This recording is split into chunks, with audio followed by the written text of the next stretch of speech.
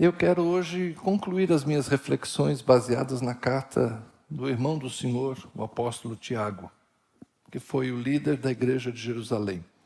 Ao longo dos últimos domingos, quando eu falei pela manhã, eu abordei o texto de Tiago, e hoje eu quero abordar talvez aquele texto que seja mais desafiador, por termos uma aparente contradição entre Paulo e Tiago na questão da salvação, a fé e as obras. Então é muito comum, vez ou outra, nas nossas salas de seminário, a gente tentar com os alunos refletir sobre isso. Afinal de contas, Paulo e Tiago discordam sobre a relação da fé e das obras, eles têm perspectivas diferentes, como é que é isso, né? Estão em contradição teológica, um diz uma coisa, o outro diz outra, e a gente precisa compreender a mentalidade que está por trás dos textos de Paulo e a mentalidade que está por trás do texto de Tiago, não é? A aparente contradição estaria mais clara na carta de Paulo aos Romanos, quando Paulo desenvolve o tema da justificação pela fé. Se anunciarmos bem um tema central em Romanos, na carta aos Romanos, é a justificação pela fé. Quando Paulo escreve aos cristãos de Roma, ele sabe que é uma igreja cheia de judeus, inclusive parentes dele, parentes de Paulo. Há nas igrejas de Roma, porque são igrejas em Roma que se reúnem nas casas, a igreja é uma só, mas os ajuntamentos são múltiplos. Se a gente ler Romanos 16, vai ver Paulo falando assim: saúdem fulano de tal e os que se reúnem na casa dele. Saúdem Beltrano e os que se reúnem na casa dele. Então havia uma igreja em Roma. A cristandade, como nós chamaríamos hoje, os irmãos, se consideravam uma só igreja, mas eles se reuniam em diferentes grupos. E nas saudações do capítulo 16, Paulo vai descrever pessoas que já estavam na fé antes de mim, pessoas que são reconhecidas entre os apóstolos. Então havia em Roma uma igreja muito bem consolidada, sem que nós saibamos quem foi o apóstolo que começou a igreja de Roma. Então, na carta de Paulo aos Romanos, ele vai desenvolver a justificação pela fé, e a intenção de Paulo é, passando por Roma, receber apoio daquela igreja para ir à Espanha. Esse é o plano dele. A carta, inclusive, tem esse propósito. Estou escrevendo a carta para vocês, porque a minha intenção é passar por aí, para que vocês me abençoem, e daí eu siga para a Espanha. Ou seja, Paulo estava atrás de um financiamento para a viagem ao fim do mundo. Porque naquela época a Espanha, para eles, era literalmente o fim do mundo, era o ponto mais a oeste. Dali eles imaginavam que depois só o abismo, até Cristóvão Colombo depois descobri que tinha um continente, né, mais a oeste. Mas, então a ideia de Paulo era essa: vou passar aí por Roma, vocês me abençoam e eu vou até a Espanha, eu quero ir até os confins da terra, porque Jesus mandou fazer discípulos por todas as nações. E nessa intenção, então, ele escreve um tratado teológico. Nesse tratado teológico, uma igreja que tem judeus e gentios, ele vai falar sobre a justiça que procede da fé e não das obras da lei. Então, na carta aos Romanos, é isso que Paulo está dizendo: pela lei, ninguém vai ser justificado. Cristiano, baixa um pouco os retornos aqui. Pela lei, ninguém vai ser justificado, porque todos pecaram e destituídos estão da glória de Deus. Os que viviam com lei, pecaram com lei. Os que viviam sem lei, pecaram sem lei.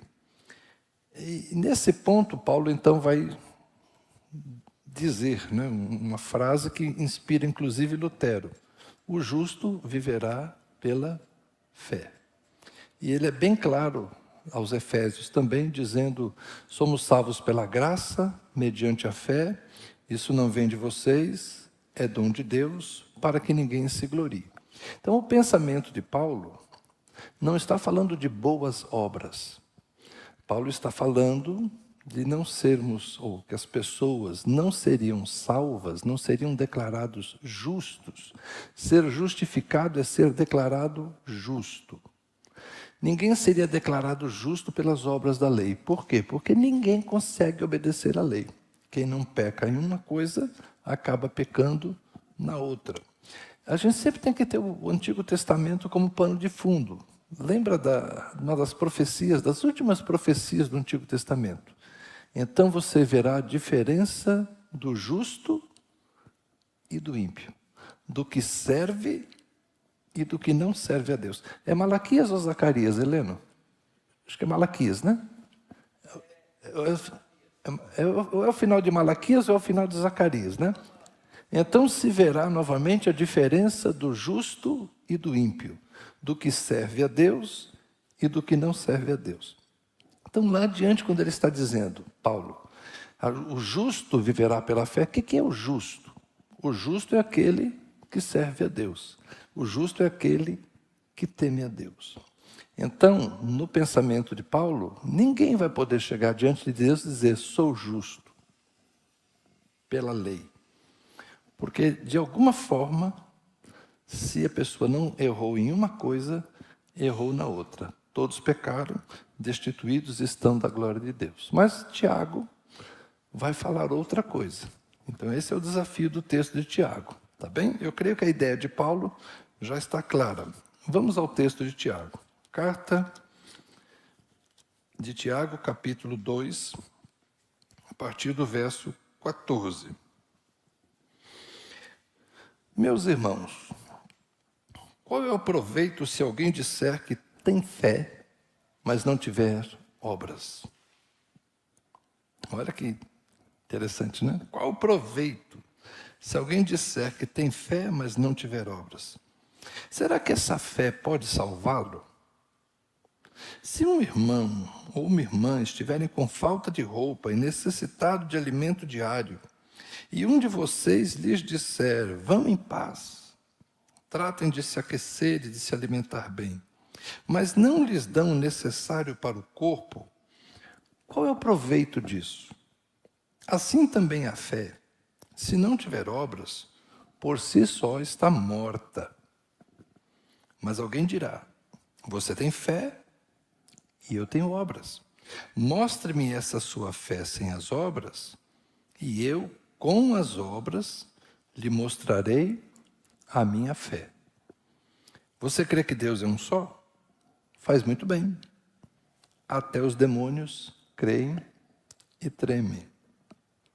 Olha o que ele está dizendo, né? Você tem fé? Tudo bem, até o diabo. O diabo também tem. O negócio é sério aqui. Seu tolo. Você quer ter certeza de que a fé sem obras é inútil? Por acaso não foi pelas obras que Abraão, nosso pai, foi justificado quando ofereceu seu filho Isaque sobre o altar? Você percebe que a fé operava juntamente com as suas obras e que foi pelas obras que a fé se consumou. E se cumpriu a escritura que diz, Abraão creu em Deus e isso lhe foi atribuído para a justiça, e ele foi chamado amigo de Deus. Assim vocês percebem que uma pessoa é justificada pelas obras e não somente pela fé. De igual modo, será que não foi também pelas obras que a prostituta Raabe foi justificada quando acolheu os emissários e os fez partir por outro caminho? Porque assim como o corpo sem espírito é morto, assim também a fé sem obras é morta. E aí, meninos, temos um problema entre Paulo e Tiago? Temos uma discordância entre Paulo e Tiago? Ou temos que entender melhor como é que funciona a cabeça dos dois? Pensemos aqui. Paulo e Tiago se encontraram algumas vezes. A história dos dois é bem interessante. Na carta aos Gálatas, Paulo fala que foi a Jerusalém para encontrar-se com Pedro. Nesse texto ele fala Cefas, foi me encontrar com Cefas, e não estive com outro senão Tiago, irmão do Senhor. Então Paulo e Tiago tiveram um encontro particular, conforme a carta aos Gálatas. Em Atos capítulo 15, nós sabemos que na controvérsia entre os judeus e os gentios, se os gentios tinham que se circuncidar ou não, quando Paulo e Barnabé foram para Jerusalém, falam primeiro Paulo e Barnabé, contando sobre a conversão dos gentios, depois fala Pedro, falando acerca da sua experiência na casa de Cornélio, estou em Atos capítulo 15, e aí depois fala Tiago, irmão do Senhor, arrematando a questão, dizendo, olha, as Escrituras concordam com isso, porque os gentios também foram chamados à salvação. Então não vamos impor a eles a circuncisão, não vamos impor a eles a lei de Moisés, mas apenas que eles se abstenham da comida sacrificada aos ídolos, de alimento com sangue, e tinha mais uma coisinha lá também. Então, assim, Tiago e Paulo tiveram alguns encontros, algumas conversas. E para mim chama muito a atenção Atos capítulo 21.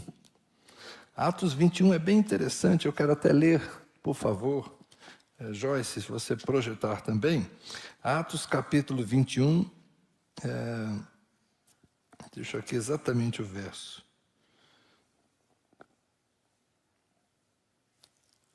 Atos 21, verso 20.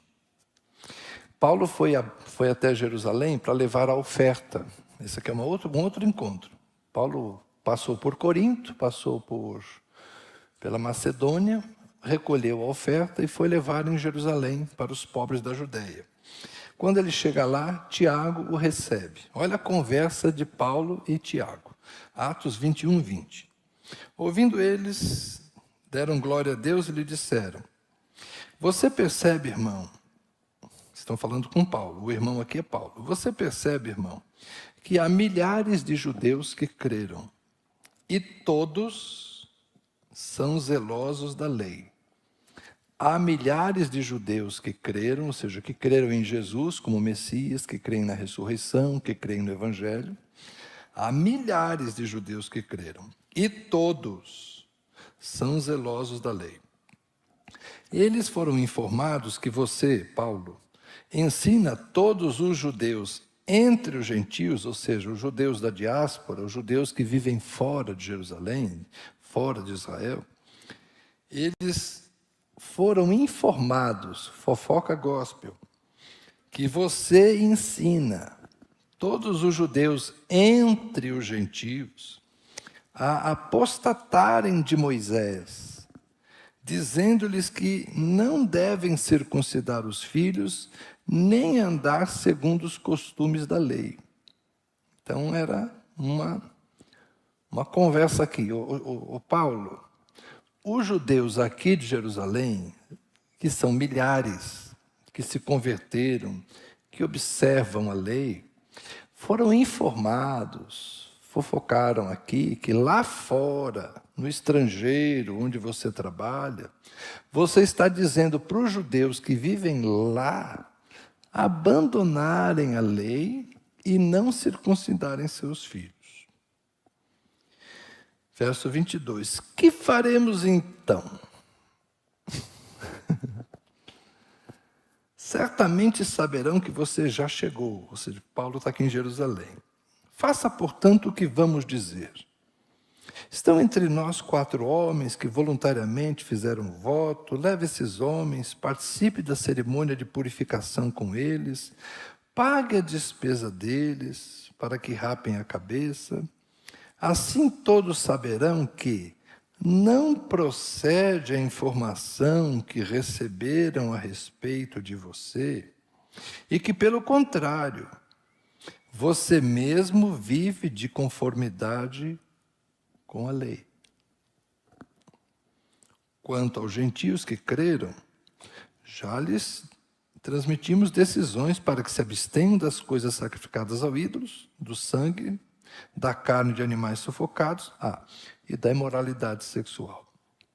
Então Paulo, levando aqueles homens no dia seguinte, tendo se purificado com eles, entrou no templo, acertando o cumprimento dos dias da purificação, até que se fizesse a oferta em favor de cada um deles. Percebem o que está acontecendo aqui, nesse episódio? Tiago é pastor de uma igreja de judeus. Tiago é pastor de uma igreja em Jerusalém de gente que crê em Jesus, mas que ainda observa os ritos da lei, vivem conforme a lei.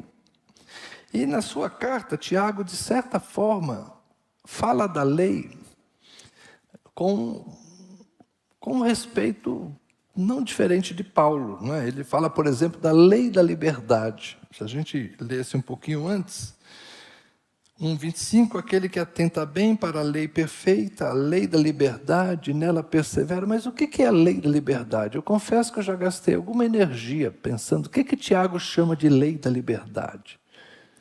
Ele não usa a expressão a lei de Moisés, mas ele fala a lei da liberdade. Talvez a gente tenha que considerar as palavras que só vão aparecer depois no Evangelho de João. Se o Filho do Homem vos libertar, verdadeiramente vocês serão livres. Essa ideia aparece principalmente em João, não é? Mas João, Tiago, Pedro, estavam todos ali na igreja de Jerusalém. Então é bem possível que na igreja de Jerusalém, entre os apóstolos, eles haviam entendido que eles não deviam mais viver como os fariseus viviam. Porque os discípulos de Jesus conviveram muito com eles e viram ele bater nos fariseus e acusar os fariseus de hipocrisia, discutir com os fariseus sobre hipocrisia, Jesus mudar a lei do sábado, dizer que não era bem assim, enfim. Eles sabiam que Jesus não se submetia às leis dos fariseus. Mas, ao mesmo tempo, Jesus cumpria certos ritos.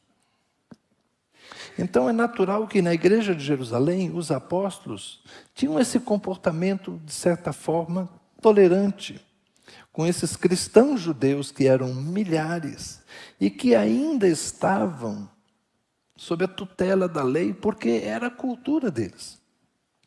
Tiago está pastoreando a sua igreja, o seu povo, que eram milhares de judeus que creram e que consideravam que a lei ainda deveria ser observada por quem era judeu.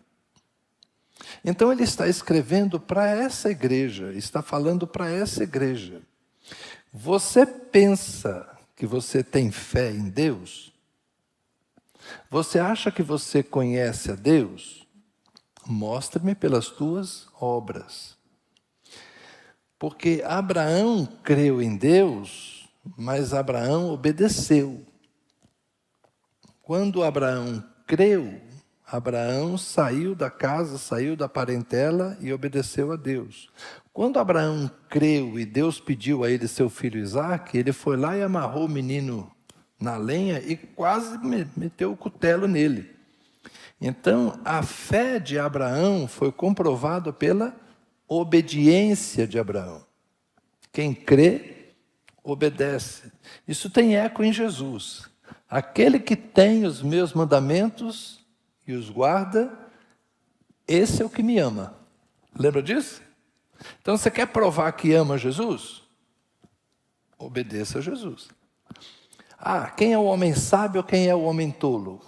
O homem sábio é aquele que, ouvindo as minhas palavras, as obedece, coloca em prática. É semelhante àquele que constrói uma casa sobre a rocha. Agora, quem é o homem tolo? É aquele que, ouvindo as minhas palavras, não obedece. Esse é como quem constrói uma casa sobre a areia, não permanece, não tem estrutura. Então, a obediência é importante para Tiago. Quando ele fala que a sua fé sem obras é morta, olha o exemplo que ele dá. Ele não está falando de obras da lei. Ele está falando assim: teu irmão está com fome e com frio. E você diz para ele: Deus te abençoe, vá para casa. E não dá a ele o que ele necessita para o corpo. Se ele está com frio, o que ele precisa para o corpo? Agasalho. Isso, cobertor. Agasalho, uma capa. Se ele está com fome, o que ele precisa para o corpo? Isso, exatamente. Precisa de comida. Até as crianças entendem. Oh, glória a Deus. Como é bom ver alguém atento, né? Que legal. Eu estou aprendendo a pregar para criança, gente. Que bom. Yes. Comida. Então, se você vê que o teu irmão está com frio e com fome, e tudo que você dá para ele é um Deus te abençoe, essa tua fé é morta. Mas vocês estão entendendo o que é fé para Tiago? Fé para Tiago aqui é o seu relacionamento com Jesus. É a sua maneira de seguir a Jesus. É você ter consciência da palavra de Jesus. Jesus foi claro: tive fome, me deste de comer. Tive sede, me deste de beber. Tive frio e me vestiste. Então, Tiago está falando aqui de uma crença em Jesus que se manifesta por meio de ação concreta. Então, ele está falando para judeus que eles têm que levar a sério a palavra de Jesus. Você crê em Jesus?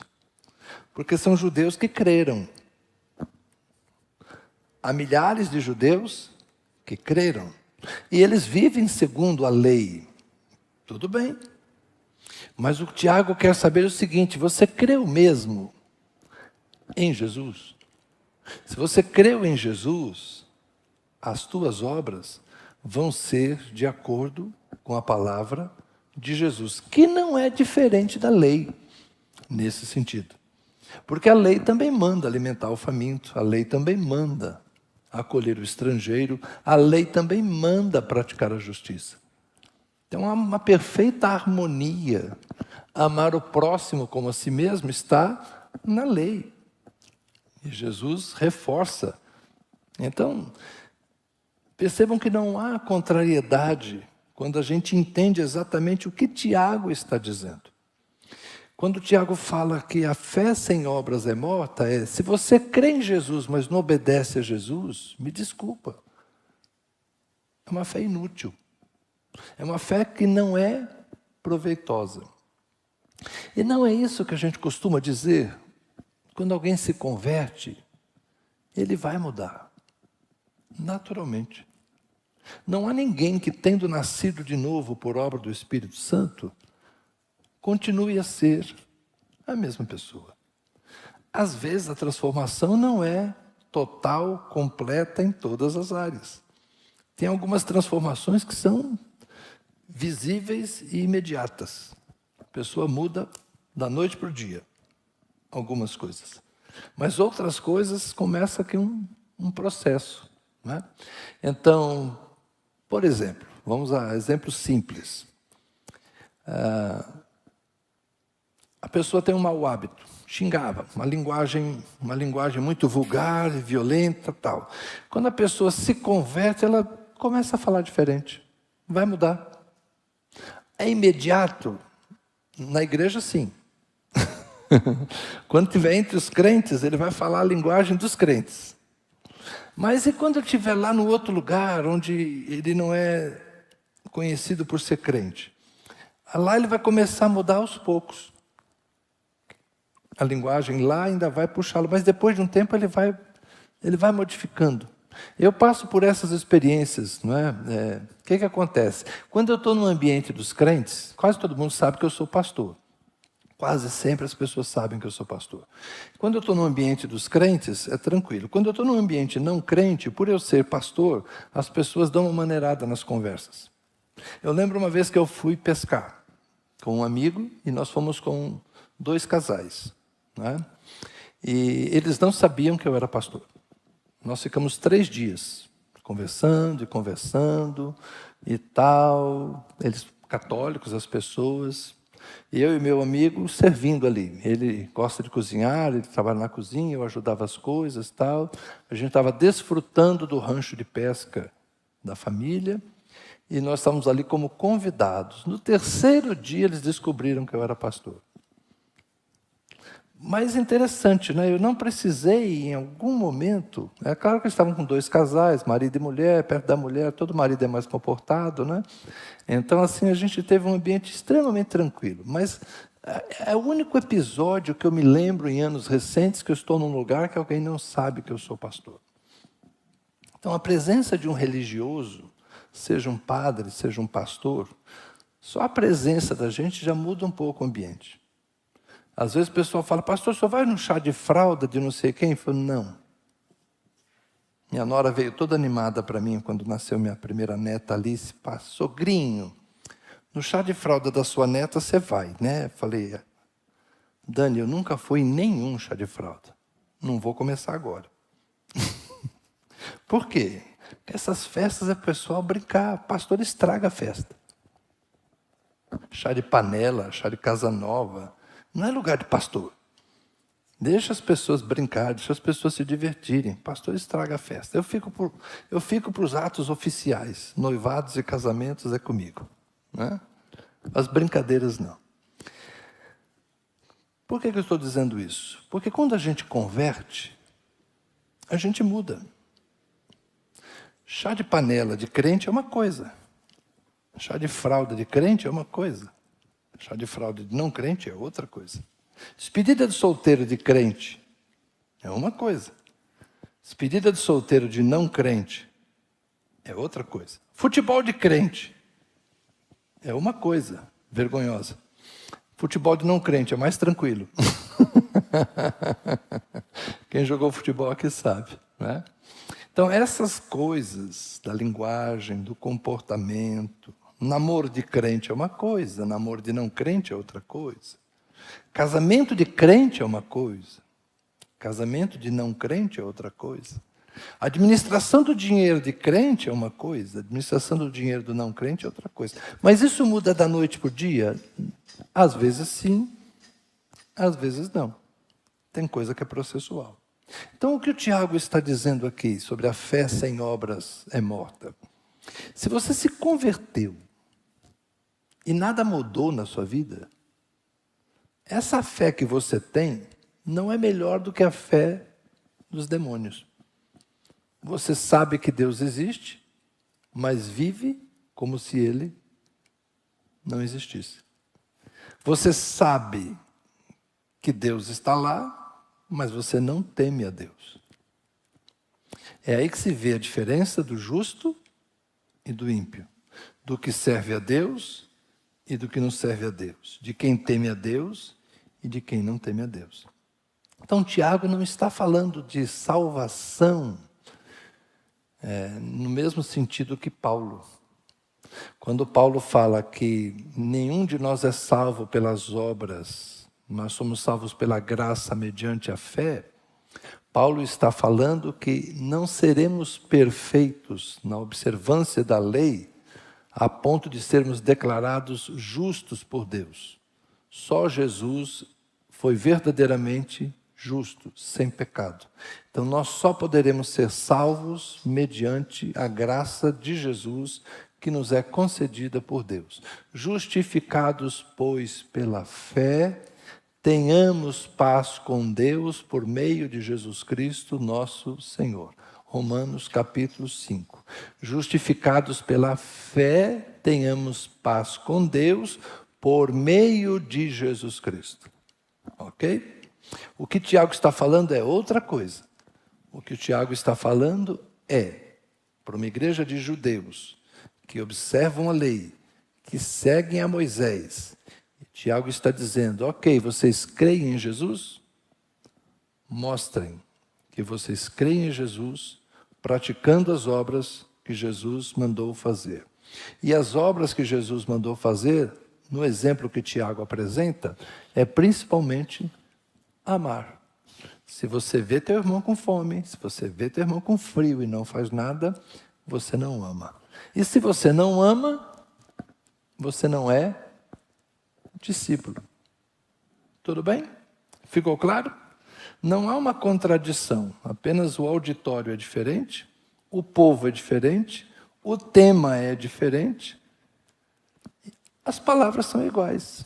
Ambos usam a palavra fé, Ambos usam a ideia de ser justo, mas eles estão falando de coisas distintas. Então,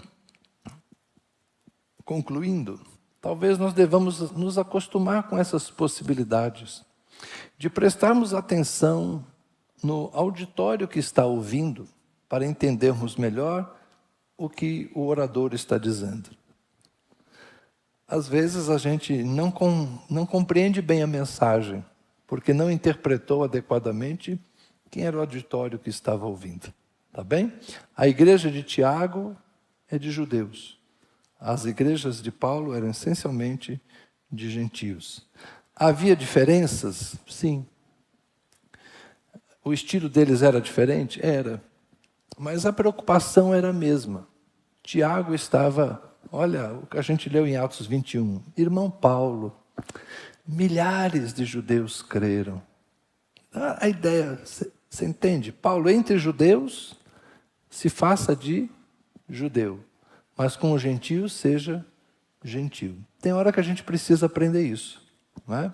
Nós estamos vivendo em um mundo cada vez mais plural, de muitas ideias, muitas ideologias, muitos discursos, muitas falas, e às vezes a gente pode interpretar mal o que alguém está dizendo, porque a gente não percebeu quem disse, o que disse e para quem disse.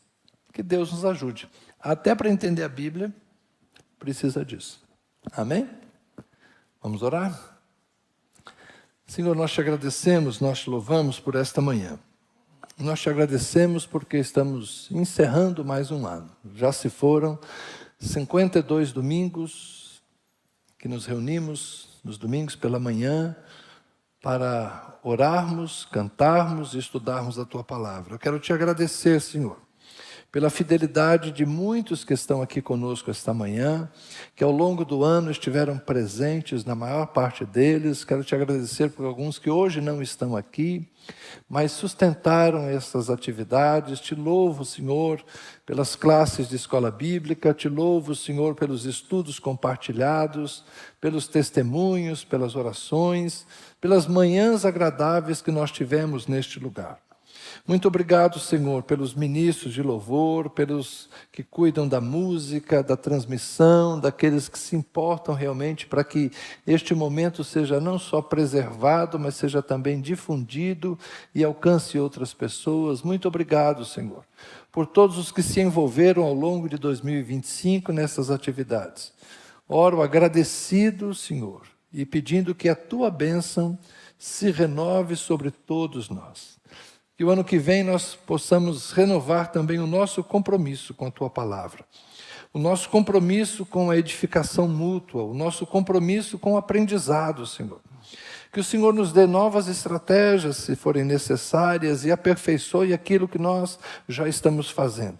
Que o Senhor nos ajude a envolver novas pessoas, Senhor, e proclamarmos o Evangelho com a maior eficiência. Anunciarmos a Cristo até que Ele venha, como cantamos hoje. A noiva espera pelo noivo, e nós queremos esperar com o óleo necessário, com a unção necessária, com a lâmpada acesa, Senhor. Que a noiva esteja sempre preparada para receber o noivo, venha Ele quando vier. Que nós sejamos uma igreja que esteja atenta para os nossos dias. Queremos ter a resposta do Senhor para os nossos dias. Oramos, Senhor, pelas nossas famílias e pedimos que a bênção do Senhor nos alcance a todos. Que o Senhor abençoe os de perto, que o Senhor abençoe os de longe. Oramos em Cristo. Amém.